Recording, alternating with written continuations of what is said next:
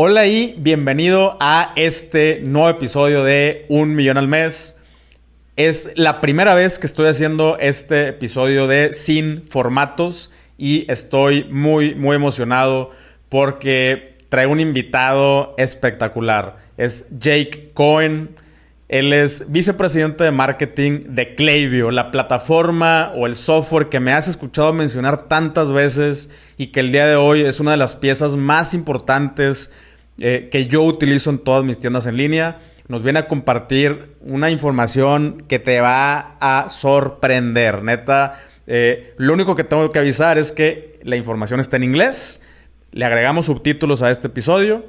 Pero bueno, pues Jake no habla español. Yo me voy a encargar de hacer una serie donde voy a traducir o voy a explicar ciertas cosas también aplicadas a México y Latinoamérica acerca de lo que Jake habla. Pero por lo pronto, neta, vale la pena que lo veas, que le pongas pausa, que googlees, que neta, ponle atención porque esta información que te voy a compartir, que Jake nos compartió, vale oro. Así es que arrancamos.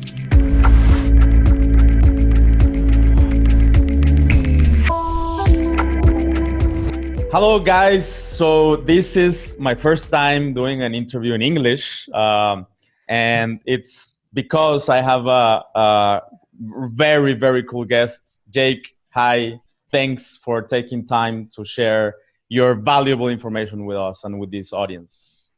I'll do my best here. De nada, muchas gracias a te. Thanks, man. So just Jake is the VP of marketing in Klaviyo. You guys know about Klaviyo. I talk about it all the time. So we wanted to get into this call because I have a certain amount of data and certain amount of intuition on what's going on with e-commerce and with all this situation. I see some trends. I see some stuff happening to my clients and to my stores, my own stores. But then I was like, okay, but Klaviyo has all the data and they are the data experts, right? So I wanted for you to share with us, like, what are your insights? What's going on? What do you think is going to happen? Whatever you got for us, and how we can better prepare for everything that's coming. We would greatly appreciate it. Cool. Yeah, I'll do my best to tell you everything we've learned. So just to give a little perspective, also, if I get excited, so if I speak too fast or if something doesn't make sense, let me know so I can clarify. Perfect. Thanks. So on March 17th, which for reference, on March 15th in the United States is when our country kind of said, okay, this is a thing. People should probably start working from home if you're not already.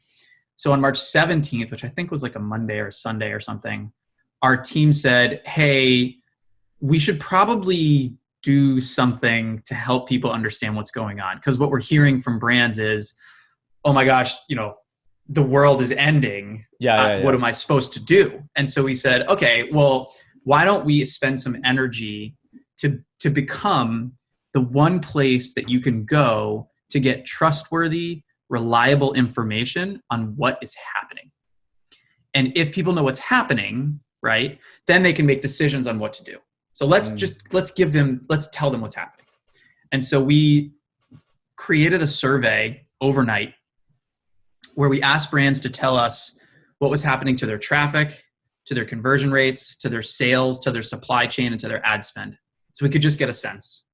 And we started reporting. And this is how actually, literally on March 17th, we discovered that there were some brands that overnight, their sales went up 300 to 1,000%. And we were like, huh? This doesn't make sense. Everyone's supposed to be not buying anything and the economy's supposed to be crashing. How are stores up? Yeah. And so that kind of gave us a clue that, maybe something was going to be happening here. As soon as we started understanding that, brands said, hey, can you tell us what consumers are thinking so we can plan? So we launched that survey, which we now do every day and get hundreds of people who tell us every day. And then after all that, we said, well, we have 32,000 businesses that use Klaviyo. Well, I pay for Klaviyo, more that use it. And why don't we just look at that data, and see what's happening? And so that's basically what we did. So what I can tell you is, I'll show you this too. Let me share my screen here. Okay, can you see like our website? Yep. Yeah. So this like giant green bar right across the top. If you click on that, yeah, that's the idea. If you click on that, we actually spun up a website dedicated to sharing what's happening so that anyone in the world can find out. And the kind of big story here is, I do a video every day. That's fun. This is the big story. So this is aggregate e-commerce sales across 32,000 e-commerce businesses that use Klaviyo. And what you can see is like, all right, so we did it from January 1st of 2020. And like, things are pretty good. Yeah. March 15th happens and like, it's a whole new world. And so we literally started doing not this, just like surveys, like what's happening to sales here. And I think we got this 2 weeks later here, and we've been keeping track of it since then. And so like the big story, which I think now everybody knows, although the media is not really reporting it, they're starting to, is that e-commerce sales are way up. And in fact, actually, where can I find this? There's a really crazy, you're getting a very behind the scene look at how I organize myself. That's awesome. But these are my like slides for the videos that I do every day. And there's one slide in particular I want to show if I can find it. Here. Do you do that all by yourself? Or you have I do these myself. So this is the crazy thing. And I think it's even up since then. What I did was this chart I turned into monthly. And what it says is, look, in total sales from January to February, it grew at like 12%. Yeah. February to March grew at like 14%. March to April has grown 40%. Yeah. And since I've done this slide, which at this point was from April 17th, it's like 55% because it just keeps going. Mm-hmm. And so like that's what we're getting as well. Your stores are seeing that? Yeah, roughly some of them a little bit. Yeah, like in the 30s, in the 50s. That's crazy. The really crazy thing. Okay, watch this. I'm back. So the really crazy thing is two things. So the first is we were like, why? Like what? Why? Yeah. How is this happening? Yeah. And so one of the things that we did early on was because we have businesses everywhere, we looked at all of the businesses in Italy, which was like a month ahead of the rest of the world. Yeah. And we broke them down by category. And we tried to use that to predict what would happen in the United States. So like what was happening to apparel sales and what was happening to beauty and cosmetics and what was happening to food and all that kind of stuff.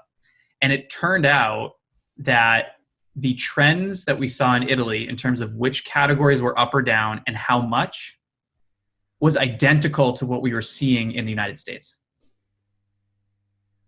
All right. And so we were like, well, that's super weird because, Americans are strange and we're different. But you'd expect us to buy different things. But the truth is that when you sort of remove society and people are kind of forced at home, humans are humans. They buy the same things.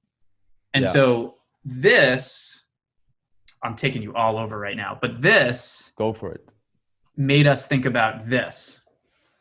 So do you know about the Maslow's hierarchy of needs? Yep. So for anyone who doesn't know, Abraham Maslow was a psychologist, a sociologist in the United States in the mid 1900s. And he had this philosophy of, what people prioritize and then, based on what they need. And the bottom rung here is you just need food and water and shelter so you can survive. The next rung is you need security, so you're safe. The next rung is belonging, so you're in a community. The next rung is self-esteem, so you feel good about yourself. And then the next rung is self-actualization, creativity, so that your mind expands, right? Well, it turned out that the spending pattern of humans in all countries followed this exact map. Where the first thing they did is they bought 3 weeks of food. Yeah, that's as much as they could afford. Yeah. Then they bought all the Purell and toilet paper and paper towels. Right? And then once they had those things and they felt like they could be safe at home for an extended period of time, they started buying, office supplies. They started connecting on Zoom. They started calling friends. And as soon as they felt like they could be in touch with their family and friends, they started buying fitness apparel. They started buying sporting goods and workout equipment. They started buying beauty and cosmetics so they could feel good about themselves, right? And as soon as that was happening, then they started buying toys and games and electronics, like game consoles, all that kind of stuff, so that they weren't bored. Yeah. That's exactly the path I followed. Right. So we're like, wow, well, that's kind of interesting. Maybe what's going on is because everyone's now at home, they have a new set of essentials. There are new essentials that are, new categories that are essential to them. And so that's what this is about. We took the categories that were new essentials, so beauty and cosmetics and toys and games and sporting goods and houseware and things like that, and we categorized them. And what you can see is that the growth generally comes from new essentials. So then we said, well, how much are those categories growing? So that's actually on here too. This is my favorite one. So like apparel, steady. It's up over 2019. This is 19. This is 20. Yeah. And then what happens on March 15th? Yeah. And then what's happened since then? Holy smokes. Look at electronics. Way up. Oh, yeah. Look at toys and hobbies. Up. Yeah. Look at health and beauty. Way up. Now you compare it to things like automotive is a little bit up. I don't know why. Yeah, I know. Home and garden, way up. That's me again. Office supplies is really spiky, so it's hard to know. Yeah. I think I showed you sporting goods, way up, right? So it's like, and it all coincides on March 15th, March 15th, March 15th, March 15th. So that's like what we've been seeing, which has been kind of crazy to like discover and figure out as it unfolded. That's insane. And yeah, I think that one of the reasons is that like you said, once you have figured out and that you understand that you're gonna be stuck here for a while. For example, I bought 3 different ways to make coffee. Yep. Like a Chemex, a Hario V60, and Calita. Yep. And I'm learning how to brew like the perfect cup of coffee. I signed up to a Patreon account with James Hoffman. Yep. And like I didn't have time to do that like before, or I thought I didn't have the time. That's the other interesting thing. That's like, it's obvious now, but it took a minute to think about. So assuming that people go to an office normally, and at least in the United States, the average commute is like 20 to 30 minutes. So if they commute for 45 minutes a day and then they go to an office and they sleep 7 hours a night, which is the average in the United States, it means at home, they're home and awake for like 5 or 6 hours a day. Now, they're home and awake for 16 hours. So that means 3 times as much. So like they have more time available, but also they're looking at their house and being like, oh, we've always talked about getting a new rug. Like we should just get a new rug. Or we've always talked about, whatever, we should just go do that. And so like that's happening a lot, you know, everywhere. Yeah. I was, I always said that I wanted to start a garden, there you go. Yeah, like a home garden with my food and tomatoes and cucumbers and all that shit. So, and I finally did it. It's like that's it. Yeah. Yeah. And in fact, look, here's you. Ready? Yeah. Here's Pancho. Pancho is in this chart right here. Yeah. This is home and garden. And I bet you probably did it right around April 1st too. Yeah. Yeah. And I built this thing in the back, the pegboard. I built it myself. So I bought some tools that I had missing and yeah, that's all me. Yep. And I guess a lot of people are like me. I don't consider myself as a special. So yeah. You are good news. You are very normal. There's a lot of people doing what you do. Awesome. And what do you think is gonna happen next? Like let's say the doors open again, the business open again. Do you think this trend will follow? Do you think we're gonna go back to normal? Yeah. So let me see if I can find this. I wrote a blog post about this. Okay. That I want to show you. I'll pull it up. So this is our blog, and this is what I think is going to happen. And to be fair, this is going to vary a little bit based on each country, because the public health situation is going, and what government mandates are going to change timelines. But so this is a little bit of a US centric view, but I actually think it's going to be pretty consistent across all different countries. So what I did, this little table here is, I said by month, what I predict will be the quarantine policy. I predict what will be the sort of like testing standard. What will drive people to make purchases? What will be the impact on digital advertising? And then what are the implications for e-commerce brands? I wish this was bigger and wider. I don't know how I do that. Yeah, basically, like what I think is going to happen is people are going to keep being home in April and for most of May. Yep. I think in June, some people will start to leave. And I think in July, half of the people will go back to work. Okay. Around September, I think, most people will go back to work and will be good, unless there's a second wave. Yeah. And if there is a second wave, I think it's going to come in September. Okay. So what I think that means is, for purchasing, I think people were in April buying for comfort at home. I think in May, they're going to be excited that they're going to, leave soon. So they're going to buy with an eye towards the future. So things that they can do when they leave their house, visit friends and family, go to beaches, whatever, go outside. Then I think they're going to buy for summer. And then I think it's going to be about returning to work and school. So like apparel will explode in the fall. Yeah. And then holidays. And then I think from a digital advertising perspective, I think we're seeing record low CPMs and CPCs.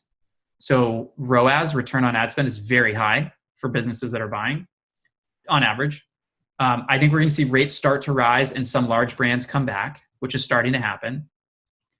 And I think more large brands are going to come back, then everyone's going to be back. And by late summer, advertising will never have been more expensive. Okay. Yeah. So now is the time to acquire customers in your database, right? Oh, big time. Look at this. So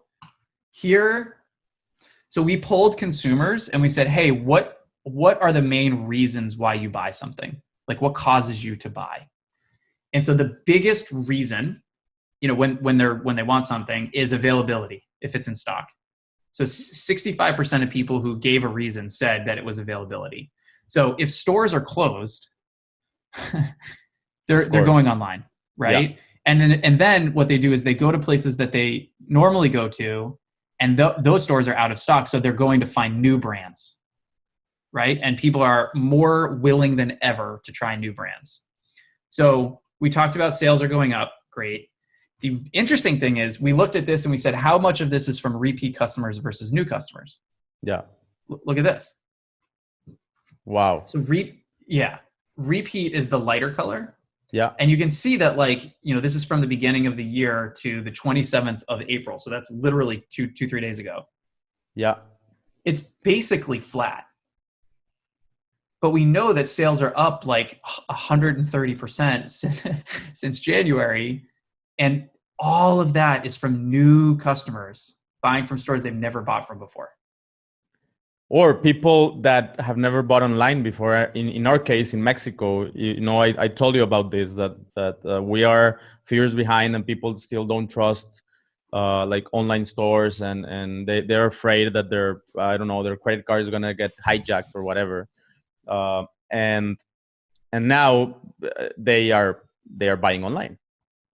It's funny. I was thinking of you yesterday. I was talking with someone else, and I was talking about how this is forcing many people to try e-commerce that had never tried it before.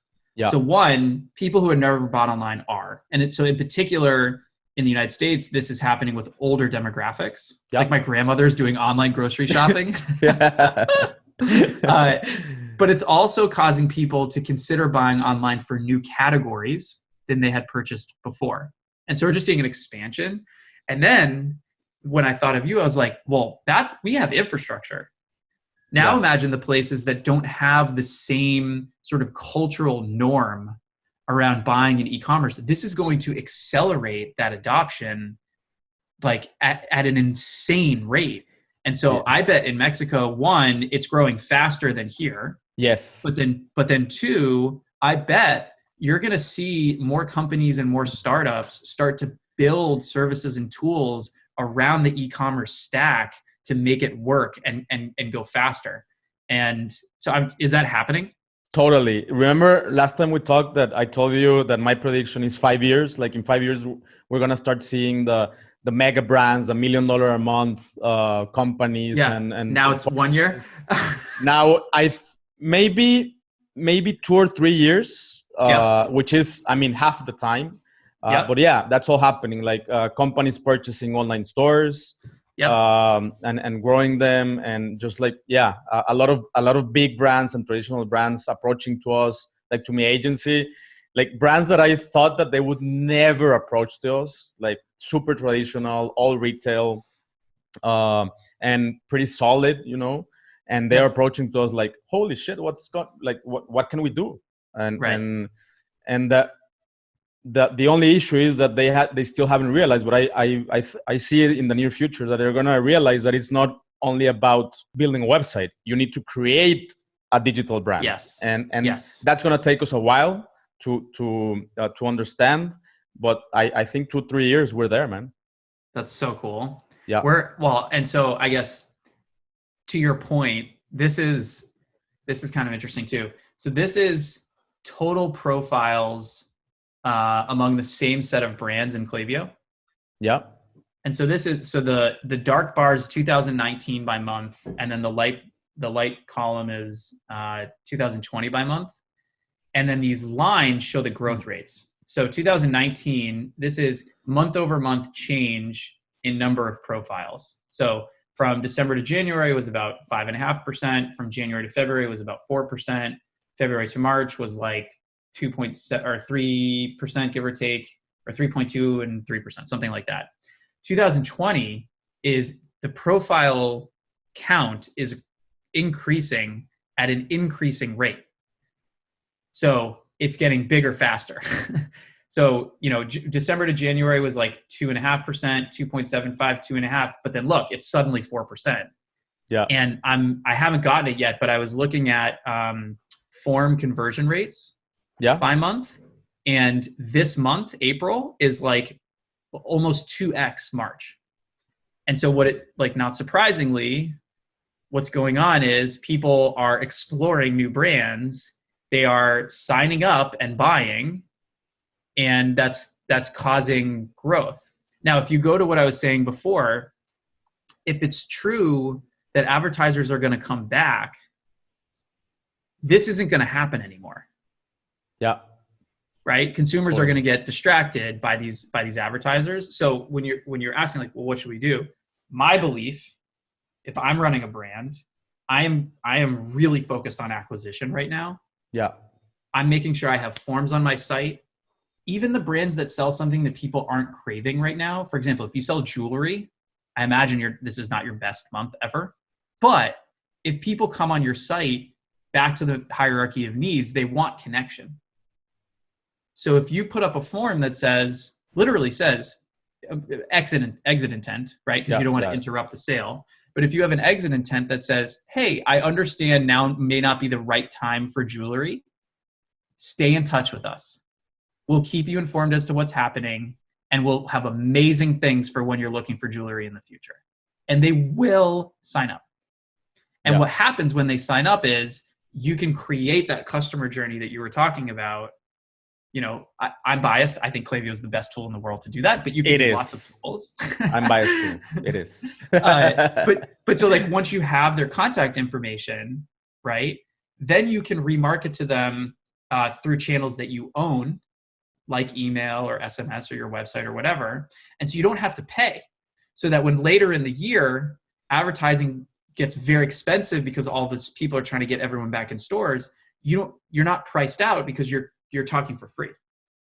So if you can advertise, if you can get forms on your site, and you can grow your list today, I think you're going to set yourself up for the biggest year you've ever had later this year. Yeah. And for the new clients that haven't purchased before, I think right now is a good time to do like great follow-up emails. Yes. Like saying thank you 40 times. Like I tell my clients, just picture this. People are scared. They don't know what's going on. They don't know what's going to happen. And between all the ways that they could spend their money, they decided to trust you and to buy from you. And that's huge. And we need to like thank them. And one email is not enough. I'm more like send them 10 emails, like with information but always thanking them for becoming a client, like especially in these times, right? Yeah. I think one of the interesting things that I didn't expect is for most categories, consumers are okay with delayed shipping right now. Look at what drives people. Let's go on this end. So these are things that like do not inspire people as much. Okay. Number one, if you're donating. So like it's good to do, but that's not going to affect if they purchase. If you're a well-known brand, consumers don't care. If you have a sale or promotion, obviously that drives some people, but not a majority. Right? Yep. Places I've shopped at before, doesn't matter. What they care about is, do you have the stuff? Is it a low enough price? You know, will you get it? Do I have to pay a lot for shipping? Will you get it to me relatively quickly? But what we're hearing also is it doesn't even have to necessarily be fast. It has to be, you have to be clear. Like, so if you're delayed and you say, we're backed up 2 weeks, you know, shipping times are 2 weeks late. People are like, okay, well, I understand that. That's fine. Yeah. So being transparent, being thankful, having inventory, frankly, even if you don't have inventory, I'm seeing pre-orders do amazingly well. That works.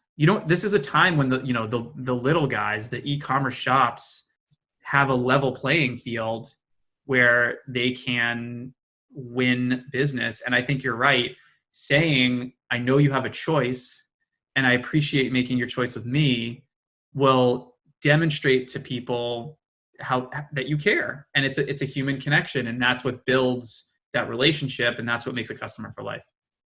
Yeah, and it's little brands that can be like genuine and authentic with this like language, and like if Coca-Cola comes today and they speak nice words, I'm gonna be like, I don't know, man. Right. But if a little brand says it, I think it's more genuine or authentic, right? Yeah. That's awesome information. Let's say that we don't want this, right? But a second wave happens. You think it's just gonna repeat the behavior and so it's just gonna like duplicate what's going on right now? I really hope we don't. I really hope a second wave, but already we're seeing reports from China that it's kind of happening. Yeah. So, what I think is going to happen is I do think stores are going to open. In fact, in the United States, Macy's just announced that they're opening 68 stores, I think, next week. Okay. But they're putting in place, like, you have to wear a mask and only a certain number of people. You have to Purell your hands before you try any jewelry on. It's going to be weird. Yeah. And I think, what I think is, in China, I think it was March 27th, they started to open. And around April 9th, by that time, 92% of businesses were open. Okay. But only 60% of people went back to work. Okay. What that tells me is consumers are not immediately running back, nor are workers immediately running back because they want to feel safe. Now, China, have you heard about their health app? Nope. Oh my God. This is crazy. It's amazing. It's crazy. So they built an app that every citizen is required to have that has a QR code of a certain color that denotes your health. So if you are not sick, your QR code is green. If you are sick, it's red. And if you might be sick, it's yellow. And in order to get on public transportation or to leave your housing compound, you have to show it and scan it. And the government keeps track of who is healthy and who is unhealthy and where. And the way it happens is you fill in your symptoms, and then a government official has to check it every so often to make sure that you're honest. And so what it means is the government has a up to the minute sense of what's happening. But I think that gives citizens a sense of security or confidence, rather, that if there's a problem, it will be dealt with. The United States, Mexico, every other country in the world isn't that way. We won't have that.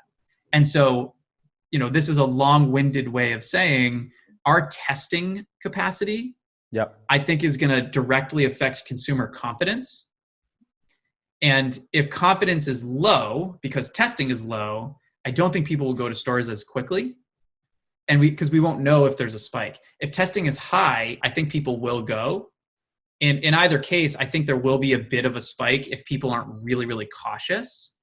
And if there is a spike, I think it's going to cause everyone to go, oh my gosh, I got to go back home because I don't want to get sick. I don't want to get sick. Right? Yeah. Until there's a vaccine, or until, people know that they don't run the risk of dying, frankly. Yeah. And if we do get a second wave, actually, I think I have a chart for this too. What I think is going to happen, I hope I'm wrong. Oh, this is a prediction of what % of spending happens in store versus on e-commerce stores. Okay. And so I did some research, and it's 11.2% of retail sales or something was on e-commerce in January and February. Yeah. I think in March that went up a lot because stores started to close pretty rapidly. And I think that's gone up a lot in April, and I think it will in May too.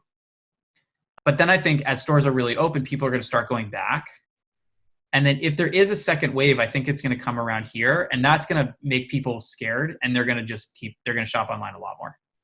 That's my guess. But I don't know. Yeah, I hope not. What I think is going to happen is that, even if there's not, after the drop for e-commerce, it's going to start rise again, because once people understand and the convenience of online shopping, and once they realize that hey, if that didn't fit, you can send it back, or no, nobody cloned your credit card, you're all good, you got the stuff delivered at your door. Once people start realizing groceries being delivered, and a guy calling you on the phone hey, we have limes, not lemons, and then your mom is oh my God, they called me and they asked me. And once they realize it, they're okay, I can live with it, I think you're right. I think, I don't know, this time next year or in 2 years or something like that, we'll look back and we'll look year over year, what % of spending is e-commerce. And it's been, I think, the past few years, it's been 13, 14, 15%, kind of like that. And I think, when we look back at what just happened, it's going to jump to like 22, 23% in a year and probably stay there, which is crazy. Yeah, we're seeing it. We're seeing it all over the place, and I just wanted to have hard data to back it up. Now I do. Thank you very much. There you go. I really appreciate it. Yeah, I'm sure. All right, man. So I don't know if there's anything else you want to share with the audience. I know you have to get back to running the most important piece of software that a lot of commerces need right now. So say anything else you want to share with the Mexican and Latin American audience? Well, first, muchas gracias. If you are a customer, and if you're not yet, it's free to try. So, go to klaviyo.com and you can create an account and get started for free. If you need help, Pancho's the man. He'll tell you all the secrets. But more seriously, if you do want this information, if you want to see what's happening, go to klaviyo.com and click on that green header bar. And you should also, if you have ideas or need help, you can email me. My email is jake.cohen@klaviyo.com. You can follow me on Twitter. I share a ton of stuff there. It's JFCCOHEN. And I do a daily video of what we learned every day. So if you follow Klaviyo on any social media channel, Facebook, LinkedIn, or Twitter specifically, we publish that video, and so you can go see it. So there's just a ton of ways to go get this information. If you go to that you click on that green header bar and go to that website, if you fill out the survey, we'll send you an email every day with all of the content. So it just comes to your inbox. Awesome. So if you give me permission, I can translate maybe like going to your blog posts and do videos about these charts and information in Spanish. Permission granted. I wish I could do it for you in Spanish, but it's my pleasure to share. All of this is free. The only thing we want is for people to know what's going on so they can make confident decisions. So if it's useful to everyone, that's why we're here.